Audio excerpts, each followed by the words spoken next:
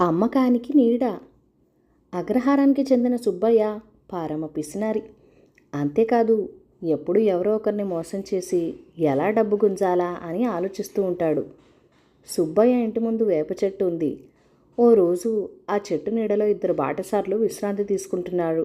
వారిని చూసిన సుబ్బయ్య కోపంతో, "ఈ చెట్టు నాది, ఇక్కడ మీకేం పని, వెళ్ళండి" అని కోప్పడ్డాడు.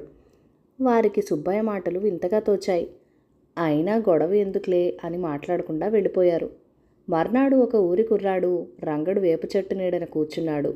సుబ్బయ్య వచ్చి, "ఈ చెట్టు నీడలో కూర్చోవద్దు" అన్నాడు. సుబ్బయ్య మాటలకు రంగడు నవ్వుకున్నాడు. సుబ్బయ్య సంగతి తెలిసినవాడు కాబట్టి తగిన పాఠం చెప్పాలనుకున్నాడు. "అవును, ఈ చెట్టు నీడ నీకే చెందుతాయి, కానీ చల్లని నీడలో సేద తీరాలనుంది. నీడను నాకు అమ్మితే బదులుగా 100 రూపాయలు ఇస్తాను" అన్నాడు. 100 రూపాయలు భలే బేరం అనుకున్నాడు సుబ్బయ్య.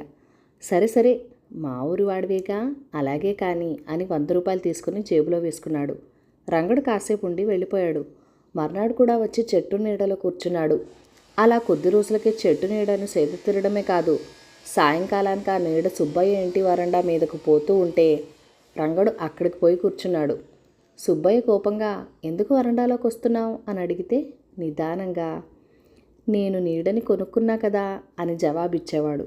ఓ రోజు సుబ్బయ్య కూతురిని తమ కోడల్ని చేసుకుంటామంటూ పొరుగురు నుంచి మంచి కుటుంబం వచ్చింది. అక్కడే చెట్టు నీడన కూర్చున్న రంగడు వారితో మాటలు కలిపి భోజనానికి సిద్ధమయ్యాడు. అది గమనించిన సుబ్బయ్య రంగడిని అక్కడి నుంచి పొమ్మన్నాడు.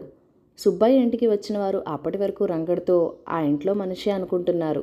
కానీ రంగడిపై సుబ్బయ్య కోప్పడటంతో వారు ఏం జరిగింది అని వివరాలు అడిగారు. రంగడు చెట్టు నీడను కొన్న విషయాన్ని వారికి చెప్పేసరికి సుబ్బయ్య సంబంధం వద్దనుకుని వెళ్ళిపోయారు. ఆ విషయం ఊరంతా తెలిసిపోయింది. సుబ్బయ్య సిగ్గుపడి గ్రామస్తులకు మొహం చూపించలేక కొన్నాళ్ల పాటు వీధిలోకే రాలేదు. తర్వాత అతని స్వభావాన్ని మార్చుకున్నాడు.